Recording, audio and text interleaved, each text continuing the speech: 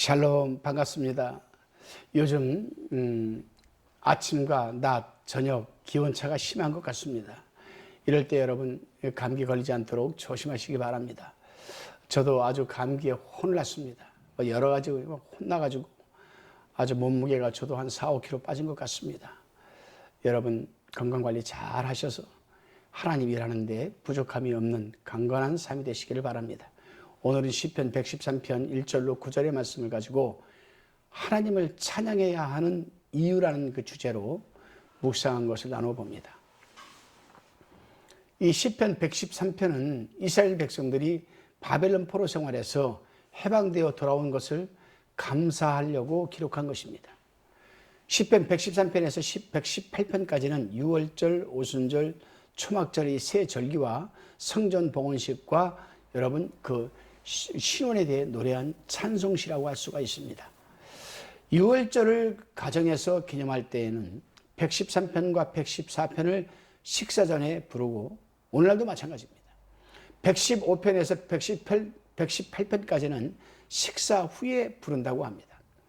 예수님께서도 제자들과 다락방에서 6월절을 지키실 때에 이 시편들을 불렀습니다. 마태복음 20장, 26장 20절, 마가복음 14장 26절에 기록되어 있습니다. 이제 본문 1절로 3절의 말씀을 우리가 나눠봅니다. 본문을 제가 한번 봉독해 보면은 1절에 할렐루야 여호와의 종들아 찬양하라. 여호와의 이름을 찬양하라. 2절 이제부터 영원까지 여호와의 이름을 찬송할지로다. 3절에 해 돋는 데서부터 해 지는 데까지 여호와의 이름이 찬양을 받으시리로다. 아멘. 시인은 여호와의 종들에게 하나님을 전심을 다해 찬양할 것을 지금 호소하고 있는 가운데 여호와의 이름이란 말을 3번이나 반복하면서 강조하고 있습니다. 왜냐하면 하나님의 종이 찬송하는 목적과 조건이 바로 여호와의 이름에 있기 때문입니다. 그렇습니다, 여러분. 하나님을 믿는 하나님의 사람들은 이제부터 영원까지, 즉 모든 세대들이 시간을 초월하여 하나님을 찬양해야 할 겁니다. 이 일은 예배드릴 때나 모임에서만 할 것이 아니라 온 시간을 다해 무시로 영원히 찬양해야 할 것입니다. 그 이유는 우리가 믿는 하나님은 같은 분이시기 때문입니다. 또 때로는 그 이유가 우리가 믿는 하나님은 같은 분이 없으시기 때문입니다. 무슨 말씀입니까, 여러분? 그래요. 10분초마다 우리의 삶이 달라집니다. 아침에 살아냈던 삶, 점심때 살아냈던 삶, 오후에 살아냈던 삶, 그 삶 속의 과정은 또 다 다르죠. 어려움도 다릅니다. 기쁨도 다릅니다. 감사도 다릅니다. 그렇기 때문에 우리가 믿는 이 하나님은 같은 분이 아니실 수도 있습니다. 오전에 내가 어려울 때 이렇게 역사했던 하나님이 오후에 감사할 때 이렇게, 물론 하나님은 한 분이시죠. 삼위일체 하나님. 내 속에 계시는 성령 하나님, 하나님 우편에 계시는 예수님, 또 보좌에 앉으신 성부 하나님, 이 세 분이 우리에게 향하신 생각은 한결같아요. 그렇지만 우리의 삶 속에서 역사하시는 방향은 다르다라는 사실입니다. 다시금 본문 4절로 6절의 말씀입니다. 본문 4절에 보면 여호와는 모든 나라 위에 높으시며 그 영광은 하늘 위에 높으시도다. 5절에 여호와 우리 하나님과 같은 자 누구리요? 높은 위에 앉으셨으나 6절에 스스로 낮추사 천지를 살피시고 아멘. 시인은 여호와께서 존엄하시고 겸손하심으로 인하여서 찬양하지 않을 수 없는 이유를 좀 더 자세히 말하고 있습니다. 다시 말하면 하나님은 역사와 자연을 여러분 총찰하시고 다스리고 주관하시는 분이십니다. 그런데도 이 전능하신 하나님께서 스스로 6절을 말한 것처럼 낮추시고 자연과 인간 생활의 모든 사소한 일까지 간섭하고 계시는 겁니다. 이것을 우리는 하나님의 섭리라고 합니다. 그러나 사람은 그렇지 않습니다. 정치적으로나 행적으로 지위가 높으면 높을수록 사소한 일에 관여하게 되지 않습니다. 그리고 사람은 유식하면 유식해질수록 보통 사람의 무식함을 이해하기 어렵게 됩니다. 전문 박사학위 그런 받은 사람들이 일반 유치원 아이들이나 중고등학생들을 잘 가르치는 교사가 되지 못하는 경우가 많은 것도 바로 이런 까닭입니다. 대학 가서 박사학위를 받았는데 아이들을 못 가르쳐요. 못 가르친다기보다는 티칭 수업이 안 되는 겁니다. 아이들이 아예 언더스탠딩이 안 되는 겁니다. 안 되는 거죠. 그래서 대학 교수 중에는 교수법이 아주 서투른 사람이 있습니다. 그런 반면에 어떤 사람은 티칭을 할 때, 교수할 때 아이들이 아주 잘 알아듣고 이해하고 깨닫고 리포트도 잘 쓰는 애들이 있어요. 그런 교수가 또 있죠. 이런 교수는 어려운 문제를 쉬운 말로 설명할 줄 모르기 때문에 어렵고, 또 저 교수는 어려운 말을 쉽게 해석해 주기 때문에 아이들이 이해할 수 있는 그런 것이죠. 여러분. 그렇습니다. 만일 하나님도 이러한 분이시라면 큰 문제, 곧 이 광활한 우주에 관한 문제를 다루시느라고 우리들이 날마다 당하고 있는 사소한 문제에 대해서는 간섭하실 틈도 없으실 겁니다.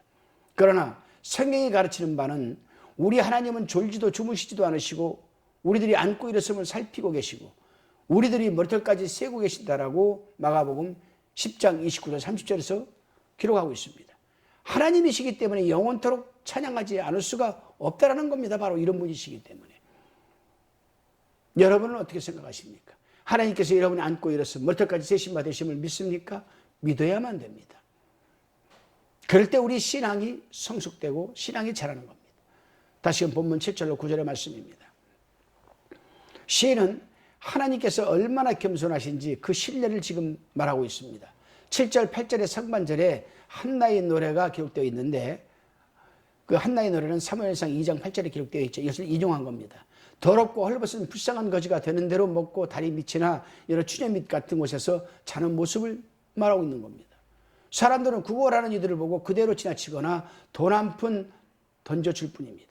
그러나 하나님께서는 이들을 일으켜 세우시되 백성들이 방백들과 함께 세우신다라고 8절에서 지금 고백하고 있습니다. 이 비유는 하나님께서 죄인을 대하시는 태도를 잘 말해주고 있는 겁니다. 우리 하나님은 공의로운 하나님이시고 공평하신 하나님이시기 때문에 우리가 아름답다든지 무슨 매력이 있어서도 아니고 그렇다고 우리가 세상적인 공로가 있어서 우리의 영혼을 구해 주시려는 것도 아닙니다. 그와는 정반대죠. 그렇습니다. 우리는 영적으로 거지와 다름이 없습니다. 하나님 앞에 아무것도 내어놓을 수 없는 빈 털털이입니다. 참으로 가련한 처지에 있는 것이 바로 우리들의 모습입니다. 또 참살입니다. 그러나 주 예수께서는 우리를 동정하시고 구원하시면서 이렇게 세워주셔서 하나님의 집에 거할 수 있는 천국 백성으로 삼아주시고 자녀로 삼으셔서 방백들과 함께 앉을 수 있게 하신 것 아니겠습니까? 하나님께서는 이처럼 우리를 죄의 구렁에서 끌어올리셔서 하나님의 영광의 자리에 앉게 하시니 시인 말대로 하나님을 영원토록 찬양하지 않을 수가 없는 겁니다.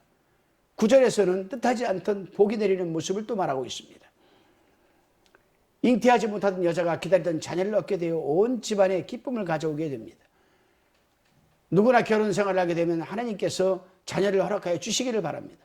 그러나 저마다 다 이 소망이 이루어지는 것은 또 아닙니다. 어떤 가정에서는 오랫동안 기다리다가 늦게 자녀를 안게 되어 더욱 귀엽게 여기는 경우도 있습니다. 아브라함의 가정은 이삭을 100세에 낳았습니다. 그래서 더욱 애지중지하였습니다. 아마 시인은 이 구절을 한나의 노래를 생각하면서 기록한 것일 겁니다. 이 한나의 가정에서는 오랫동안 기다리던 차에 사무엘을 낳았고 크게 기뻐하였음을 우리는 성경을 통해서 알 수가 있습니다. 사무엘의 부모들은 사무엘을 낳게 된 것이 하나님 특별한 은혜로 알고 그를 인하여 하나님께 찬양을 올렸습니다. 그렇습니다. 우리 또한 하나님께로부터 예기치 못하고 공로도 없는 복을 받은 때가 있습니다. 이런 때 우리는 곧 하나님께 감사와 더불어 찬양을 돌려야 합니다. 물론 어떤 것은 아주 사소한 것처럼 생각되는 것도 있습니다. 그러나 이러한 일들이 우리의 생의 행복과 불행, 기쁨과 슬픔을 판가름하며 또한 생을 뜻있게도 하고 무용하게도 만듭니다. 그런즉 비록 적게 보이는 복이라 하더라도 큰 복이나 다름없이 하나님께 감사의 찬양을 돌려야 하겠죠. 하나님께서 비록 사소한 일이라도 날마다 돌봐주지 않는다면 우리의 생은 참으로 불행할 것이 뻔한 겁니다. 우리의 생은 하나님의 사랑에 달려 있습니다. 그런즉 우리의 사랑과 감사와 봉사의 생활로 하나님께 영광 돌려 마땅한 줄로 믿으시기를 바랍니다. 기도드리시겠습니다. 주님 아무 공로 없이 심판받을 수밖에 없는 저를 구원해 주시고 자녀 삼아 주셔서 천국 백성의 반열에 올려주심을 감사합니다. 그 은혜 늘 잊지 않고 감사와 영광과 찬양을 돌리는 삶을 살아가게 하옵소서. 예수님의 이름으로 기도드리옵나이다. 아멘.